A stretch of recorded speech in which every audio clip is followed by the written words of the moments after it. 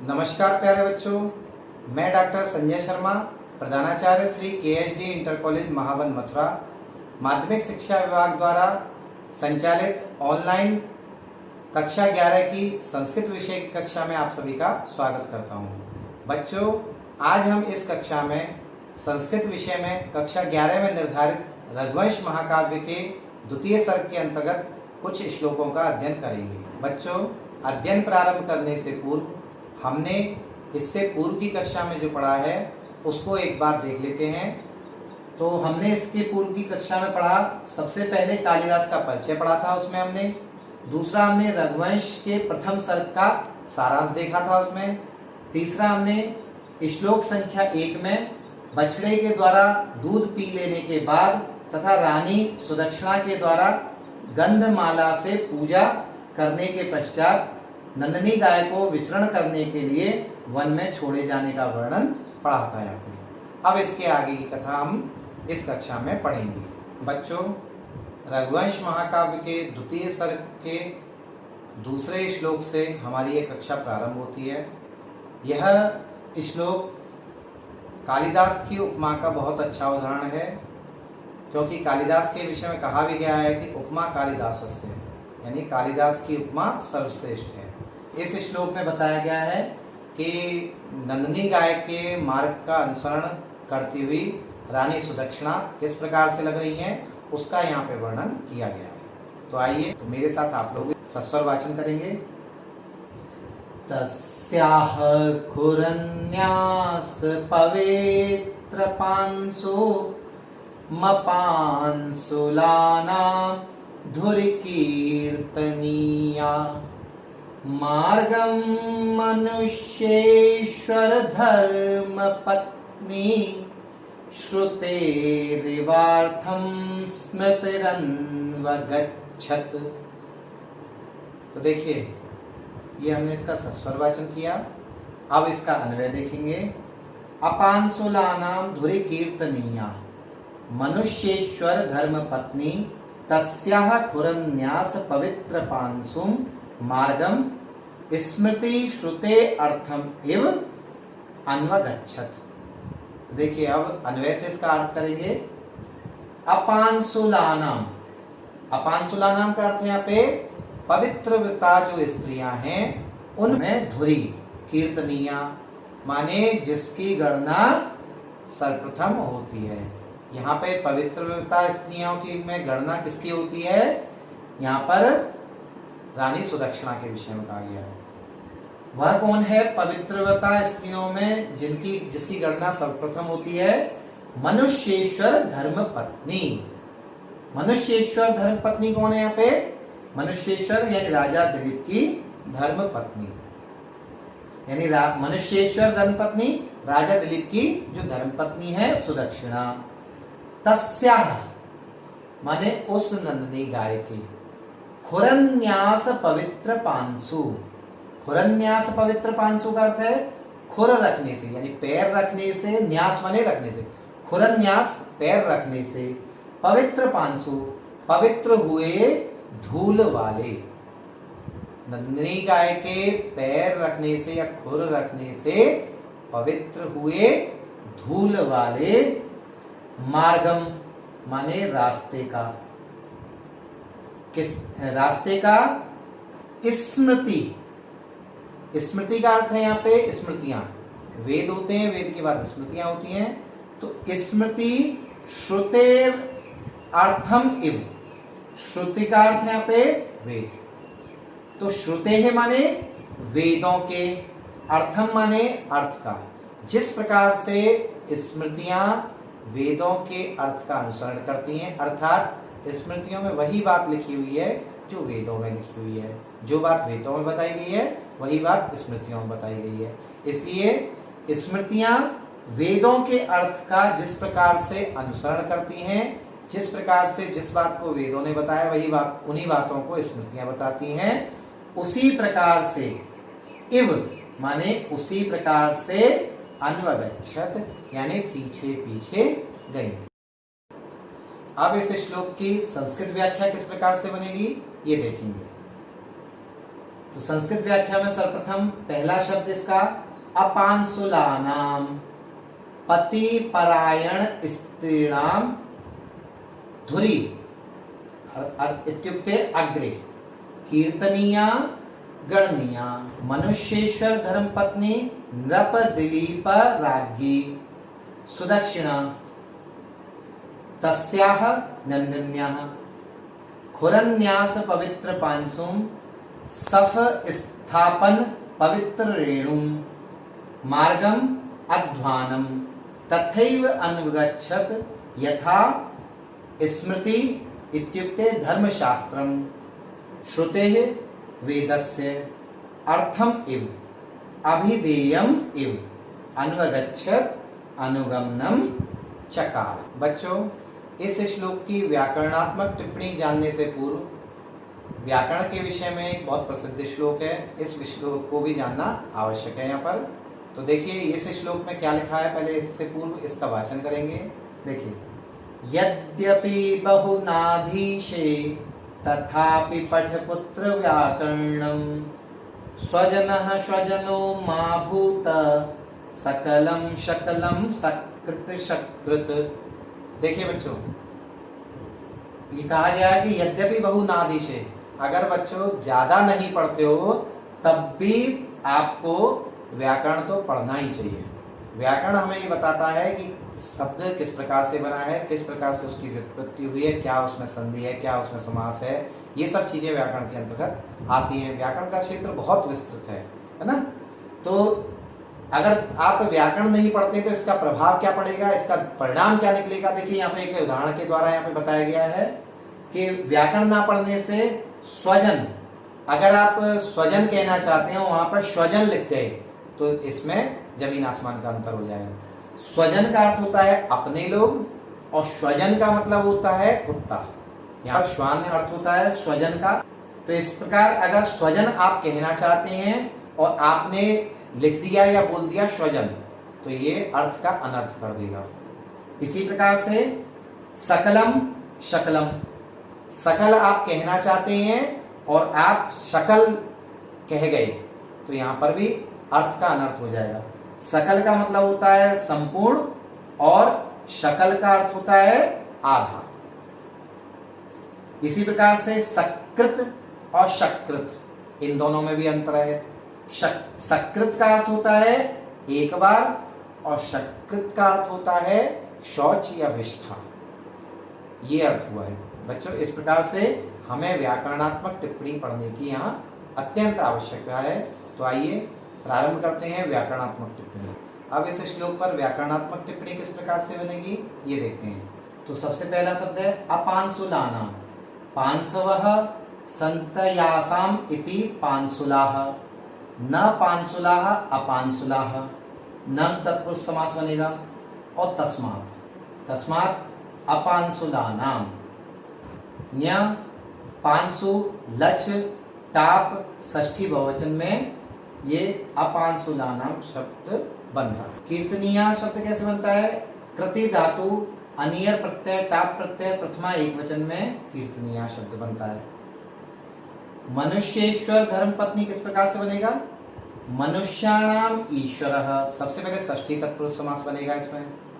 धर्मस्य प्रयोजनार्थम, पत्नी धर्मपत्नी, ये षष्ठी तत्पुरुष समास बना है इसमें। फिर मनुष्येश्वर धर्म पत्नी, फिर से यहाँ पर षष्ठी तत्पुरुष समास बनकर ये मनुष्येश्वर धर्मपत्नी शब्द बनेगा। अगला शब्द देखिए, खुरन्यास पवित्र पांसुम, खुराणाम न्यासः, षष्ठी तत्पुरुष समास बनेगा। फिर खुरन्यासै पवित्राः पांसवो यस्य सः, ये बहुब्रीहि समास यहाँ पर बनकर खुरन्यास पवित्र पांसुः तम, इस प्रकार से खुरन्यास पवित्र पांसु शब्द बनेगा। अन्वगच्छत किस प्रकार से बनेगा, अनु उपसर्ग पूर्वक गम धातु से लंग लकार प्रथम पुरुष एक वचन में और परस्मय पद में अन्वगच्छत शब्द बनता है। अब इस श्लोक पर बच्चों काव्य सौंदर्य किस प्रकार से बनेगा ये देखेंगे। रीति यहाँ पर पूर्वत वही वैदर्भी रीति है जो हमने पिछली कक्षा में आपको बताया था, वैदर्भी रीति के विषय में। फिर गुण यहाँ पर मधुर है, छंद यहाँ पर उपजाति है, और अलंकार यहाँ पर सुदक्षिणा तथा पवित्र मार्ग उपमेय, स्मृति तथा वेदार्थ उपमान की सम्यक योजना होने से पूर्णोपमा अलंकार यहाँ पर है। और पांसुम अपांसु में 6 का अनुप्रास है। अब इस तीसरे श्लोक में राजा दिलीप के द्वारा अपनी पत्नी सुदक्षिणा को लौटा दिए जाने का वर्णन है, और उसके पश्चात नंदिनी गाय की सेवा में लग जाने का वर्णन है। तो देखिए, पहले इसका सस्वर वाचन करेंगे। निवर्त्य राजा दयिताम दयालुस्ताम सौरभीम सुरभीर्यशोभिः पयोधरीभूत चतुः समुद्राम जुगोप गोरूप धरामिवोर्विम। तो देखिए, पहले अन्वय देखेंगे इसके। दयालु यशोभी सुरभि राजा ताम दयिताम निवर्त्य पयोधरी भूत चतुः समुद्राम सौरभीम गोरूप धराम उर्विम इव जुगोप। अब देखिए, इसके देखेंगे। दयालु यानी वह दया से युक्त, और दया से युक्त कौन है? राजा दिलीप। और यशोभी सुरभि, अपने यश से जो कैसा है? सुरभि माने मनोहर है, सुंदर है। तो ऐसा राजा दिलीप ताम दयिताम अपनी उस दयिताम माने पत्नी। कौन पत्नी उसकी? रानी सुदक्षिणा। पत्नी को निवर्त्य माने लौटा कर, और पयोधरी भूत चतुः समुद्राम माने, देखिए यहाँ पर कल्पना की है कवि ने कि नंदिनी गाय के जो 4 थन हैं, वो 4 थन मानो 4 समुद्र हैं, पृथ्वी के 4 समुद्र हैं मानो। तो ऐसे पयोधरी भूत चतुः समुद्राम, 4 थन ही मानो जिसके 4 समुद्र हैं, है ना। तो ऐसे गोरूप धराम इव उर्विम जुगो माने गाय रूप धारण करने वाली पृथ्वी के समान। माने पृथ्वी ने क्या किया है? यहाँ पे पृथ्वी ने गाय रूप धारण कर लिया है, ये कवि का कहने का यहाँ पे तात्पर्य है। तो गाय रूप धारण करने वाली उर्विम माने पृथ्वी के समान, जुगोप माने उसकी रक्षा। अब इस श्लोक की संस्कृत व्याख्या देखेंगे। दयालु कृपालु, यशोभी कीर्तिभी, सुरभि मनोहरः, राजा दिलीपः ताम दयिताम स्वधर्म पत्नीं सुदक्षिणाम निर्वर्त्य परावर्त्य पयोधरी भूत चतुः समुद्राम स्तनी भूत चतुः सागराम ताम सौरभीम पूर्व वर्णिताम कामधेनु पुत्रीं नंदिनीं गोरूपधराम धेन्वाकृति धारिणीं उर्वीं पृथिवीं इव यथा जुगोप ररक्ष। अब इस श्लोक पर व्याकरणात्मक टिप्पणी किस प्रकार से बनेगी वो देखते हैं। सबसे पहले निवर्त्य नी उपसर्ग पूर्वक वृत धातु से कत्वा या लट प्रत्यय लगकर निर्वर्त शब्द बनता है। दयिताम दय कत टाप द्वितीय एक वचन में दयिताम बनता है। दयालु दय आलुच प्रथमा एक वचन में दयालु बनता है। पयोधरी भूत चतुः समुद्राम धरंती धरा पयसाम धरा पयोधरा षष्ठी तत्पुरुष बनता है पहले, फिर न पयोधरा अपयोधरा नंग तत्पुरुष बनता है, फिर अपयोधरा पयोधरा संपद्यमाना इति पयोधरी भूतः गति समास होकर फिर पयोधरी भूतः चत्वारो समुद्रा यस्या सा पयोधरी भूत चतुः समुद्रा बहुब्रीहि समास बनेगा। ताम करके पयोधरी भूत चतुः समुद्राम शब्द बनता है।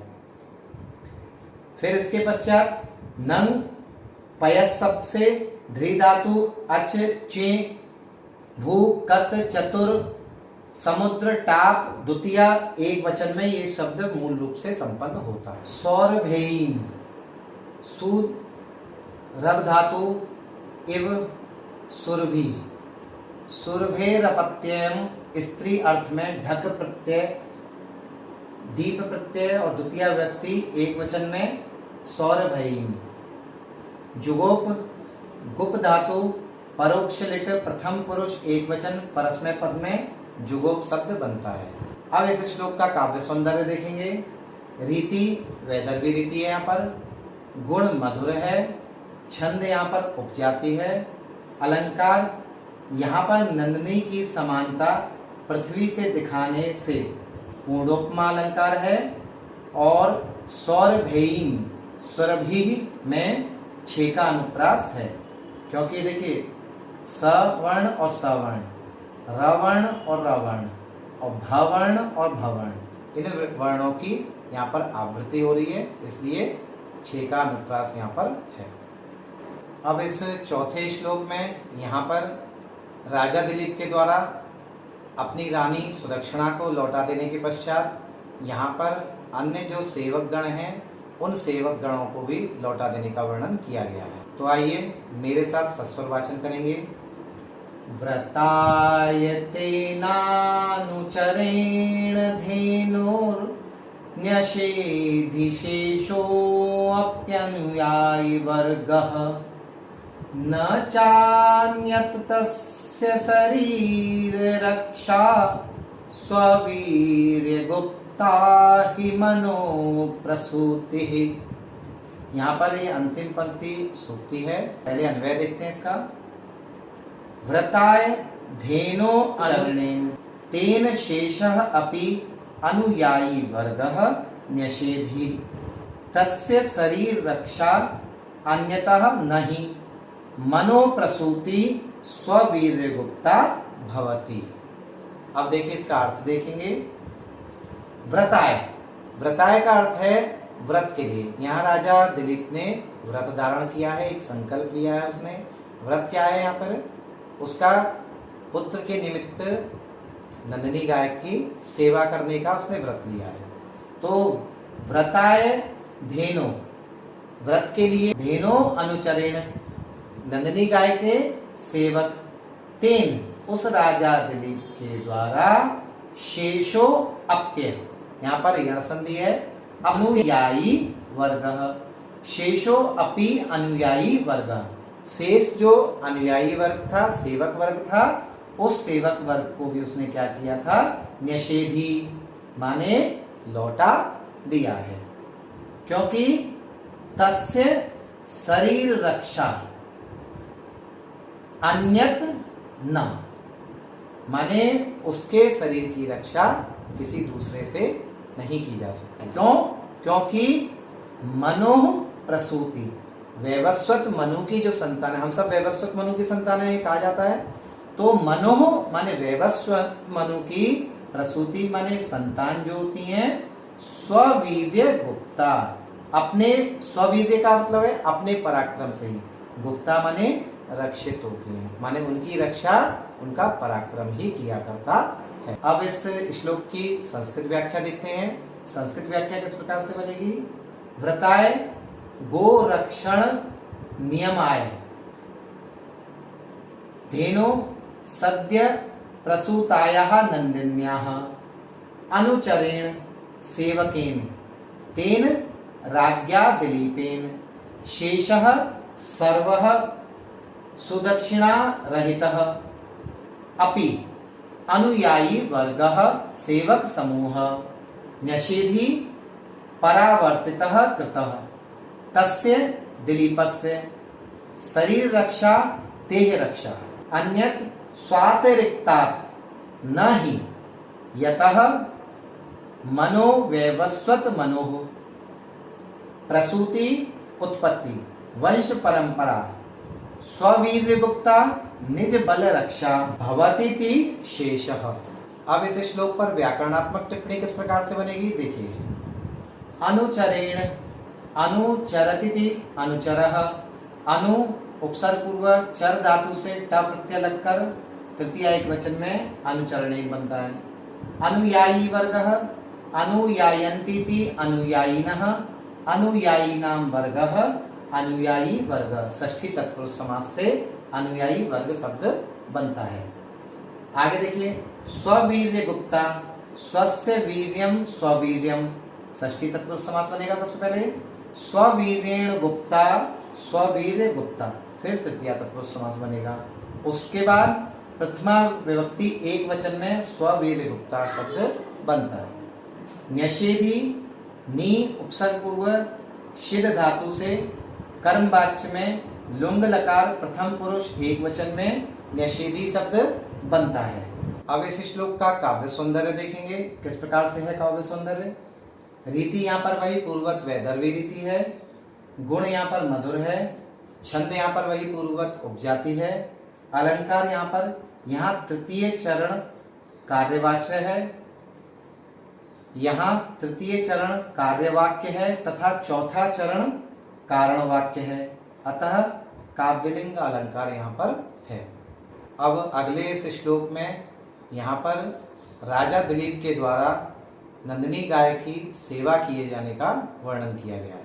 तो सबसे पहले इसका सस्वर वाचन करेंगे, तो मेरे साथ आप लोग भी करें सस्वर वाचन। आस्वादवद्भि कवलैस्त्रणानां कण्डूयनैर्दंस निवारणैश्च अव्याहतैश्वैर्गतैः तस्याः सम्राट् समाराधन तत्परोऽभूत्। देखिए, अब इस श्लोक का अन्वय देखेंगे, फिर तत्पश्चात का अर्थ देखेंगे। अन्वय किस प्रकार से बनेगा। सम्राट स आस्वादवद्भि तृणानां कवलै कंडूयनै दंश निवारणै अव्याहतै स्वैर्गतैश्च तस्याः समाराधन तत्परः अभूत। अब देखिए इसकी व्याख्या देखेंगे हम। सम्राट यानी वह महामंडलेश्वर राजा दिलीप। स माने वह, सम्राट सह, सम्राट वह राजा दिलीप। आस्वादवद्भि यानी आस्वादवद्भि का मतलब क्या है। स्वादिष्ट, स्वादिष्ट तृणानाम कवलई घासों के कौर खिलाकर, कंडूयनई गाय इत्यादि जानवर होते हैं उनको खुजलाना बहुत पसंद है, तो कोई उनको खुजलाता है तो उनको आनंद आता है। राजा उस नंदिनी गाय को खुजला रहा है, तो कंडूयनई, कंडूयनई माने खुजलाकर। और दंश निवारणैश्च, दंश निवारणैश्च का मतलब है यहाँ पे उसके ऊपर जो मक्खी मच्छर इत्यादि कीट पतंगे इत्यादि बैठ रहे हैं उनको दूर करके। अव्याहतई स्वैर्गतई बिना रोक टोक के, स्वैर्गतई माने स्वच्छंद विचरण करने के द्वारा, तस्याः माने उस नंदिनी गाय के, समाराधन तत्परो अभूत उस नंदिनी गाय की सेवा में वह राजा दिलीप लग गया है। अब इस श्लोक की संस्कृत व्याख्या किस प्रकार से बनेगी देखेंगे। सम्राट राजराजः मंडलेश्वर सह दिलीपः स्वपराक्रम रक्षितः दिलीपः आस्वादवद्भि स्वादयुक्तै तृणानां घासानां कवलैः ग्रासैः कंडूयनैः गात्रखर्जनैः दंशानां कीटमशकादीनां वनमक्षिकाणां निवारणैः अपसारणैः अव्याहतैः व्यवधानरहितैः स्वैर्गतैः मनोअनुकूल भ्रमणैः च तस्याः नंदिन्याः समाराधन तत्परः अर्थात शुश्रूषा परायणः अभूत अभवत। अब इसकी व्याकरणात्मक टिप्पणी देखते हैं। व्याकरणात्मक टिप्पणी किस प्रकार से बनेगी इस श्लोक पर देखिए। सम्राट सम उपसर्ग पूर्वक राज धातु से क्विट प्रत्यय लगकर प्रथमा विभक्ति एक वचन में सम्राट शब्द बनता है। आस्वादवद्भि आ उपसर्ग पूर्वक स्वद धातु से घ्या प्रत्यय, वतु प्रत्यय और तृतीया बहुवचन में आस्वाद वद भी बनता है। कंडूयनई, कंडूयन, यक, ल्युट तृतीया बहुवचन में कंडूयन ही बनता है। दंश निवारणी, दंशानाम, निवारणम, दंश निवारणम षष्ठी तत्पुरुष समास बनेगा सबसे पहले तई, तो दंश निवारणी। अव्याहतई, नंग, वी, आ, हन धातु कत प्रत्यय तृतीया बहुवचन में अव्याहतई शब्द बनेगा। समाराधन तत्परः, समाराध्यते अनेनिति, समाराधनम तदैव परम यस्य सः तत्परः, समाराधने तत्परः, समाराधन तत्पर, सप्तमी तत्पुरुष समास से ये समाराधन तत्परः शब्द बनता है। इस श्लोक का काव्य सौंदर्य इस प्रकार है। यहाँ पर रीति वही पूर्वक वैदर्भी रीति है, गुण यहाँ पर मधुर है और छंद यहाँ पर उपजाति है। ये यहाँ पर इसका काव्य सौंदर्य है। बच्चों, अब हमने जो आज पढ़ा है उस पढ़े हुए का मूल्यांकन करेंगे। तो मूल्यांकन के रूप में हम ईमानदारी के साथ कुछ प्रश्नों का उत्तर देंगे। तो हम स्वयं देख लेंगे कि हमने जो पढ़ा है वो वास्तव में हमने पढ़ा है अथवा नहीं। तो इसके लिए गृह कार्य के रूप में मैं यहाँ पर कुछ वैकल्पिक प्रश्न आपको दे रहा हूँ। इन वैकल्पिक प्रश्नों के उत्तर आप स्वयं पूरी ईमानदारी के साथ देंगे, तो जिससे आपको अनुभव हो जाएगा कि आज आपने जो पढ़ा है वो पूरा आपने आत्मसात किया है अथवा नहीं। तो देखिए, पहला प्रश्न यहाँ पे, राजा सौरभेयीन कथम इव जुगोप, अर्थात राजा ने उस नंदिनी गाय की, सुरभि की पुत्री नंदिनी गाय की किस प्रकार से रक्षा की। तो यहाँ पर 4 विकल्प हैं, गजम, उर्वीम, नदीम, फलम। इनमें से जो सही विकल्प हो उस सही विकल्प को आप लिखेंगे। दूसरा प्रश्न है, स्ववीर्य गुप्ताम ही कस्य प्रसूति, यानी अपने आप किसकी रक्षा होती है, किसकी संतान अपने पराक्रम से ही रक्षित होती हैं। तो यहाँ पर 4 विकल्प हैं, धेनो, मनो, गुरोह, साधो। इन 4 विकल्पों में से जो सही हो उस विकल्प को आप लिखेंगे। तीसरा प्रश्न देखेंगे, आस्वादवद्भि केशाम कवलई, स्वादिष्ट किनके कौर थे, तृणानाम, पुष्पानाम, वृक्षाणाम, फलानाम। यहाँ पे प्रकरण के अनुसार जो सही उत्तर है उस सही उत्तर को आप लिखेंगे। फिर चौथा प्रश्न देखिए, तेन शेषो अपि कह न्यषेधि, अर्थात उस राजा दिलीप ने शेष किसको वापस लौटा दिया था। तो यहाँ पे बालक वर्गः, वृद्ध वर्गः, जन वर्गः अथवा अनुयायी वर्गः, इनमें से जो सही विकल्प हो उस सही विकल्प को आप लिखें। इसके साथ साथ बच्चों, गृह कार्य के रूप में मैं आपको कुछ श्लोक आगे के भी दे रहा हूं। आप इसके आगे के कम से कम 4 या 5 श्लोकों को आप स्वयं अध्ययन करेंगे, स्वाध्याय करेंगे उनका, और स्वाध्याय करने के पश्चात जब हम पुनः मिलेंगे इस कक्षा में तो आपको वह श्लोक और अच्छी तरह समझ आएंगे। पहले आप स्वयं उनको अध्ययन करें, स्वयं थोड़ा समझने का प्रयास करें। जब आपको समझ आ जाएगा थोड़ा बहुत, और जब आप कक्षा में आएंगे पुनः तो आपको बहुत अच्छी तरह समझ आएगा। इसलिए थोड़ा प्रयास आप करिए, थोड़ा प्रयास हम करते हैं तो निश्चित रूप से लक्ष्य प्राप्ति आपको होगी। इन्हीं शब्दों के साथ पुनः मैं डॉक्टर संजय शर्मा आपसे अनुमति चाहता हूं। तब तक के लिए नमस्कार।